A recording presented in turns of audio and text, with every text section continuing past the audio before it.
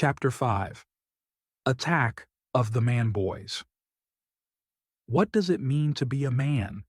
When you turn 18 in the Western world, you are of the age of majority, and society starts to treat you like an adult. This is confusing because age is just a number. Here are some confusing and contradictory ideas that don't really go together when it comes to age and whether or not you are a man in America. By 10 to 15, you grow pubic hair. By 12, you are in 6th grade in middle school. By 13 in the Jewish culture, you have your bar mitzvah and become responsible for your actions. By 14, historically, if you lived in a farming culture, you could have been married and have already started your own farm and family. By 15, you can have a learner's permit to drive. By 16, you can have a real driver's license. By 17, you can join the U.S. military. By 18, you can vote, rent an adult movie, and buy cigarettes. By 21, you can drink alcohol. By 25, you might be done with post-secondary school and have reached a level of competency in your career. By 30, in the modern world, you might be married and have a family. These ages are all over the place. They are arbitrary and do not really answer the question, when is a man a man? Certainly, at some point he is a boy, and at some point he is a man, but there is no defining line anywhere when looking at the ages above. Some people would argue that you become a man when you lose your virginity, or maybe when you go hunting and shoot your first deer. In tribal societies, boys would be cast out of the tribe into the wilderness to survive alone for some time, and if he made it back alive, he was a man. We have no such ritual today. In fact, there are hardly any rituals left at all. Is a man at 13, at 18, 25, or 30? When is the arrival point?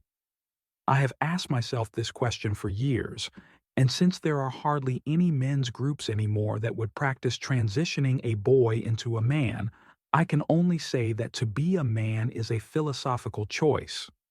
A boy becomes a man when he chooses to take responsibility for everything in his life, when he owns his problems and decides to own the good and the bad and commit to becoming better every day. You can never solve a problem that you do not take ownership of. The trouble is, most boys and men never make the decision to become an owner of their life and their problems.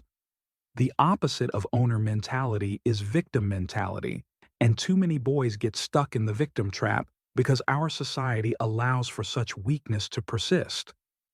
Victims get extra attention at school and from the government through food stamps and handouts.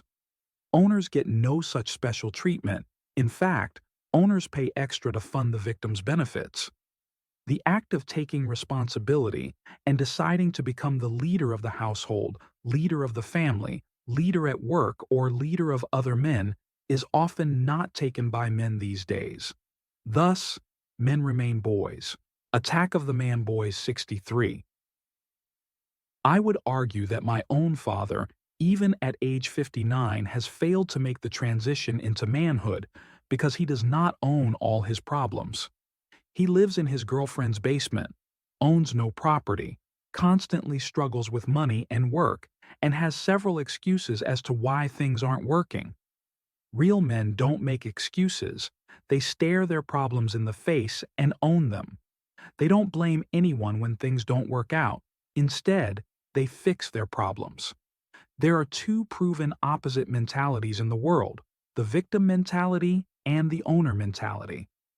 In the book Tribal Leadership by Dave Logan, there are 5 levels of leadership. 1.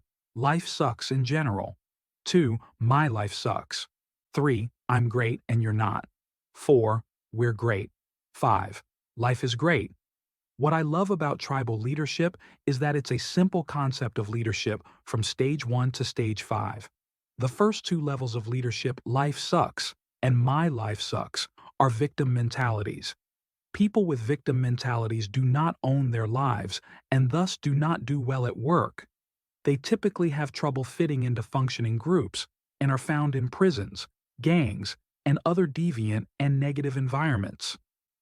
At stage 3, I'm great and you're not is where the ownership mentality starts to take over, but it's still a weak ownership mentality because the leaders in I'm great and you're not are out for themselves and not for the tribe. This does not help the tribe grow. At stage 4, the tribe has the mentality, we're great. This is where leaders create other leaders. If the tribe can stay in stage 4, it will transition to stage 5. Life is great. It's important to note that until a boy takes ownership of every part of his life, he will remain a boy. Victims, people who can never get a break and constantly blame others, constantly look for scapegoats to pass the cause of their problems onto. A real man, a strong man, will always own his problems, and if he is a real leader, he will even own the problems of the tribe as if they were his own. Do not make excuses, whether it's your fault or not. Ownership is one of the missing ingredients in today's families and today's fathers. Several modern fathers never had fathers of their own, and those fathers didn't really have fathers either. The leadership is gone from individual families, which breaks down the fabric of society and divides and conquers the population. When you look at the richest people in any country, many of these people are not individuals, but instead are very rich families that have been working on their wealth and influence for generations or centuries. There are very few individuals who make the list. Sure, an individual may make the list every now and then, but truly, it is a family effort and a tribal effort, a tribe with good leadership and a strong leader that is able to pass on its wealth to the next generation, grow the next generation of leaders, and overall grow the tribe. With the breakdown of the family, with the eradication of dad, with the family being raised by mom only, young men today do not ever learn to suck it up and be a man. They don't learn that they must choose responsibility because their own father was incompetent or absent. It has been said that entrepreneurs do not choose to be entrepreneurs. Instead, they have dead or incompetent parents and are forced to start, run, or grow a business to survive. This is true for me. My parents fumbled hard with a divorce, and I became an entrepreneur by virtue of having no other options. Through the pursuit of entrepreneurship, I spent nearly $300,000 on courses, trainings, mentorships, coaches, and flying around the world to meet successful men. I met with rich multimillionaires and billionaires who taught me the lessons that I needed to know to take ownership of my life and become a man. I drew on dozens and dozens of successful men. I studied them, devoured biographies and autobiographies on these men, listened to their lectures, attended their seminars, and came to the conclusion that real men own their problems, all of their problems. They take responsibility for everything, even things that aren't their fault. They own it all, they lead, and they at some point made the decision to become a man and own it all. This is honorable, this is right, this is good. Both men and women crave these types of strong men in work, in love, in the family. Just about anywhere men are needed, these are the type of men who are wanted by everyone. But what do we have instead? With the destruction of the family over the last 70 years, we have spawned a zombie swarm of man-boys scattered across the Western world. These are the toque-wearing, scarf-wearing, fake glasses-wearing, Starbucks barista, hipster men who have a degree but can't find real jobs or meaningful work. These men often fall on the political left, complaining about the evils of capitalism, even though they ironically live a consumer lifestyle with a $1,000 iPhone, $7 designer Starbucks coffee, $300 designer jeans, drive a $25,000 Prius or Ford Focus, and have a $2,000 MacBook Pro. These men are confused. No one had the how to be a man talk with them. I know these men all too well because in my university days, I used to be one of them with a left-wing victim communist philosophy. I thought that I could complain my way to power, fight the man and the system, protest, and somehow make a difference by blaming my problems on other people. My father had taught me how to complain, but he didn't teach me to own my problems. I didn't learn to own my problems until I began to study the very rich, successful, powerful men throughout history, rulers, warriors, leaders, captains of industry, and I saw a different pattern of thought. I gave up my victim mentality and took on an owner mentality. This shifted me away from the communist political left, where people complain for handouts and don't own their problems.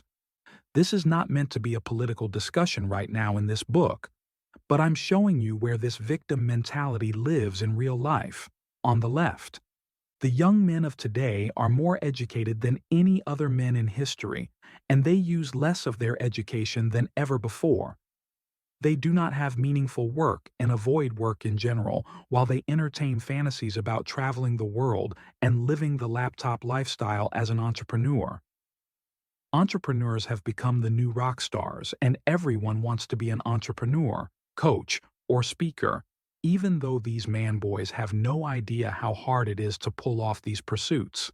They are not winning in the game of money, so they opt for communism and the political left, which promises them the money of others in exchange for their votes. They are not winning in the game of women, so they opt for pornography, which promises them temporary release from their desire but leave them empty spiritually. They are not winning in the game of business or sports, so they play video games and opt out with promises of feeling a temporary victory-driven dopamine and testosterone rush. But even if you win at video games, you are still a loser in real life because it doesn't translate into anything meaningful in real tribal life.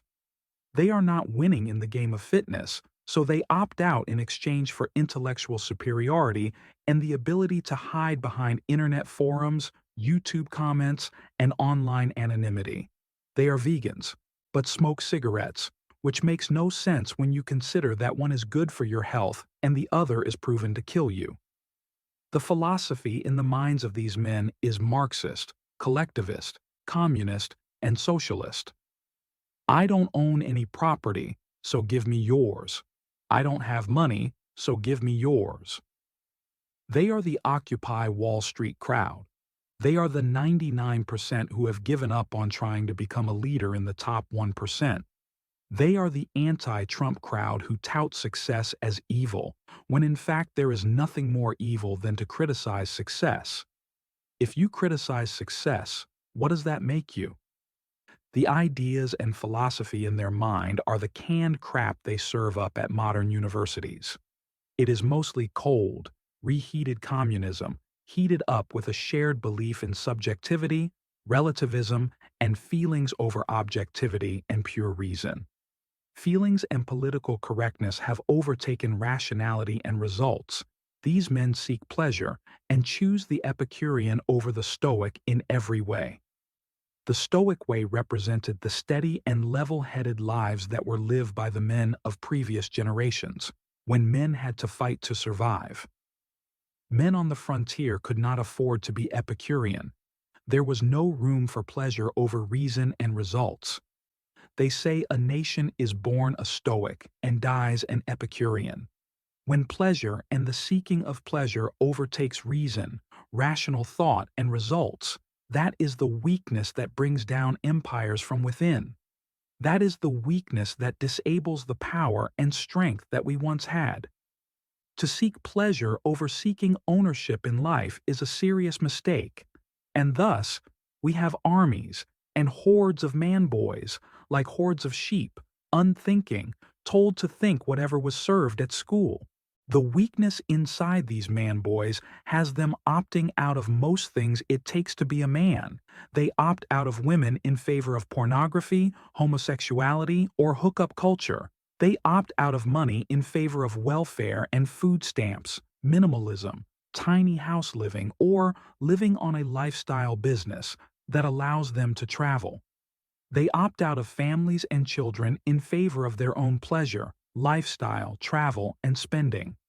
They opt out of local community in favor of the internet.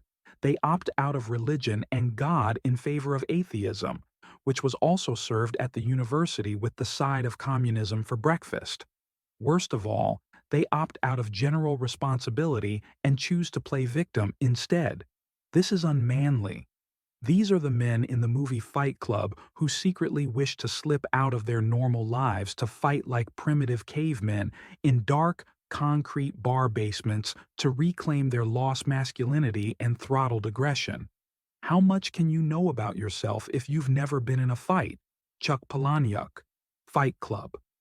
The men of Fight Club want the tribalism, the visceral reaction of fighting, and letting out all their repressed emotions that men had expressed through violence for so many generations.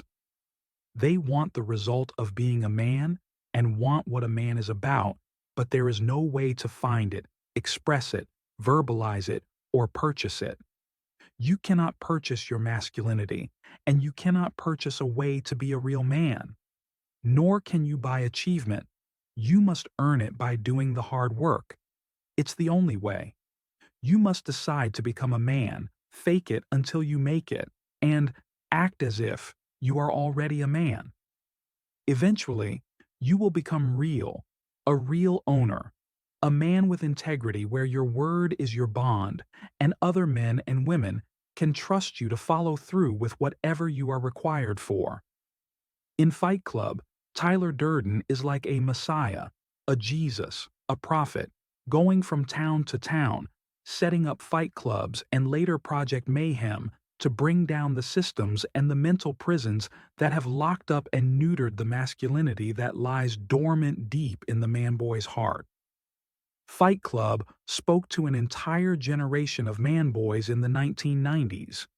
The movie and the book were about the visceral feelings and emotions that are ripping modern men to shreds from the inside out. Men suffer and struggle in the captivity of corporate jobs and sterile environments with meaningless work and purposeless lives. The only way to save the manboys is to teach them to own it all, and reinforce the lessons and the owner mentality over and over again with repetition. A boy runs away from his problems, and his problems run just as fast after him. A man stays to fight and wrestle with his problems. He may not always win. He may not overcome his problems, for all men are flawed. But if he remains persistent and consistent, eventually, even the hardest of problems, his biggest challenges and his demons can be conquered. We are all self-made in that we make daily choices that create success or failure in our lives. I had a computer science teacher who always said, "Life is about choices." He was right. Whether we want to admit it or not, we are self-made because we have made the choices that have created the sum of results in our lives. Typically, only successful men will admit that they are self-made men, and the unsuccessful men like to pass on the blame in a victim-like fashion. But the men who become successful in life recognize ownership mentality and the power of self over the environment and their decision-making. We all have free will. We can choose to own our problems, or we can play the victim. Just as primitive man had to conquer the wilderness, the elements, and the land around him, the man of today must conquer himself and the battle within to own his environment, the good, the bad, and the ugly, to truly be a man of strength, power, and value. To be a self-made man is not about money, but about the unconquerable soul of man. It's about having a fighting spirit that owns the situation no matter how good or how bad, and commits to doing the necessary planning, preparations, and actions to live a better life tomorrow for himself, his woman, his children, and his tribe. In the words of the famous general, Old Blood and Guts, General George S. Patton, a man that the Nazis feared and who is immortalized in history as being a strong man who stood up for what was right over what was popular. It's the unconquerable soul of man, and not the nature of the weapon he uses, that ensures victory. General George S. Patton,